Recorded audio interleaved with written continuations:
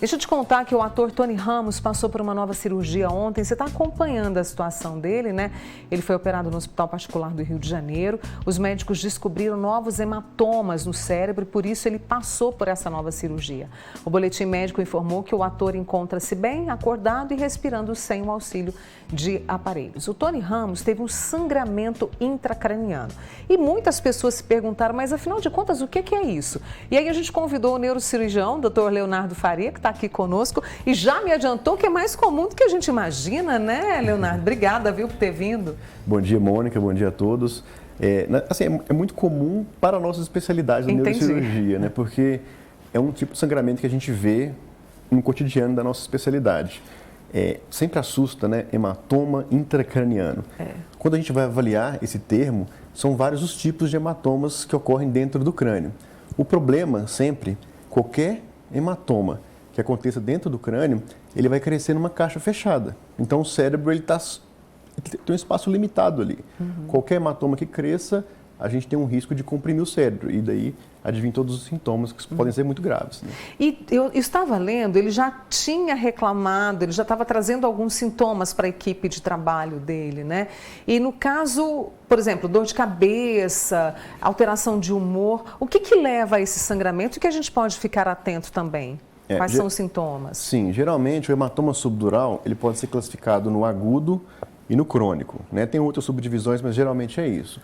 No caso do hematoma subdural agudo, é um tipo específico de doença, podemos falar assim, que é geralmente traumas de alto impacto, acidentes mais graves. Então, geralmente o paciente ele já fica com alteração do nível da consciência de forma aguda, ali algumas horas, e precisa de uma abordagem muito maior do ponto de vista cirúrgico. Né?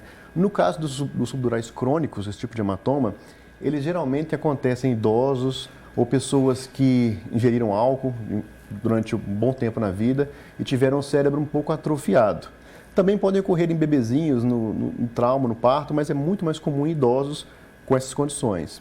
E aí, eles, geralmente, quando se tem o trauma, provavelmente não tem nenhum tipo de sintoma, não se percebe. Com o tempo, esse hematoma vai crescendo dentro do crânio e aí vai gerando sintomas. Então, os sintomas podem ser dor de cabeça, podem ser uma alteração de um lado do corpo, simulando um AVC, né? Uma paralisia, um formigamento, alteração da consciência, da memória, da concentração.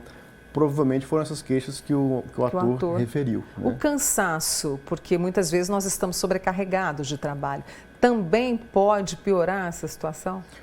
O cansaço pode ser um sintoma subjetivo relatado. Entendi. Né? Mas não é que o cansaço seja um sintoma específico desse tipo de condição. A gente não pode pensar só que há um hematoma subdural por conta de relato de cansaço. Você falou de idosos, ele está com 75 anos, ativo na vida, trabalhando, né? 60 anos ali de carreira. Por exemplo, essas pequenas batidas que a gente tem, né, que os idosos têm, bateu na porta da geladeira, bateu na porta do carro, bateu aqui a região da cabeça, ou bateu, sei lá, em algum lugar da casa.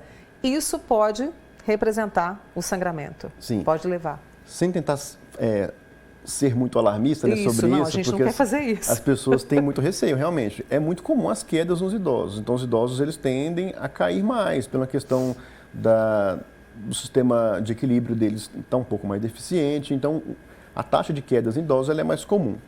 E, às vezes, no nosso caso, na nossa prática, eu já vi pacientes que não souberam nem relatar onde que eles bateram a cabeça e estavam com diagnóstico de hematoma subdural crônico. Então, é uma condição que não é incomum na minha prática, mas a gente vai puxar o histórico realmente, ver se tem alguma pancada, alguma queda. Geralmente tem algumas semanas atrás, alguns meses atrás até, um histórico de traumatismo no crânio, né? Mas, às vezes, isso aí fica ignorado, nem se sabe. E não precisa ser um trauma muito importante. Pode ser uma pequena batidinha, igual você falou. Uma queda ao solo mesmo, bateu a cabeça na porta, na hora não teve nenhum sintoma, né? E se fizer uma tomografia naquele momento, muito provavelmente não vai se detectar nada. Porque esse sangramento ele vai ocorrer de forma gradual e lenta, como se fosse um gotejamento ao longo dos dias. Ali. E o tratamento é cirúrgico, como a gente tem visto? Dependendo do tamanho desse tipo de hematoma, se ele já tem uma compressão, já tem uma espessura, geralmente maior do que 1 centímetro, e a gente detecta pelo exame que ele está comprimindo o cérebro, o tratamento ele é cirúrgico. Quando o hematoma ele é pequeno, um pouco menos espesso, e os sintomas são muito discretos ou quase inexistentes, aí pode-se observar, né? Tem-se investigado alguns tratamentos diferentes hoje em dia, como a embolização de uma pequena artéria que passa aqui, uso de anti-inflamatórios, mas o tratamento, via de regra, é conservador / cirúrgico quando os casos são bem indicados. Nosso tempo está terminando, mas só para poder aqui rapidamente, Elisângela, sinto dor de cabeça dia e noite. Aí já está mais relacionada à enxaqueca, tem que averiguar, Léo? Eu costumo dizer que a dor de cabeça mais preocupante é aquela progressiva, aquela que nunca foi relatada ou aquela mudança de padrão de dor.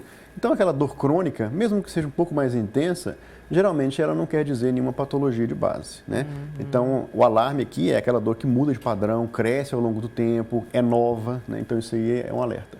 Ô Marielle, posso fazer só mais uma perguntinha? Rapidinho. Alguma região é mais fácil? Alguma região da cabeça é mais fácil acontecer isso? A Marlene está com dúvida. Geralmente o trauma ele não está associado muito especificamente ao local do hematoma. Tá. Então, eventualmente, um trauma nessa região pode vir a gerar um hematoma contralateral do outro lado, né? Então, não é muito por aí que é o raciocínio médico. Entendendo muito bem com a ajuda do Dr. Leonardo Faria, ele que é neurocirurgião aqui no Manhã Total conosco. Obrigada, viu, Léo? Abraço na família, tá? Eu que agradeço, estou à disposição. Boa semana.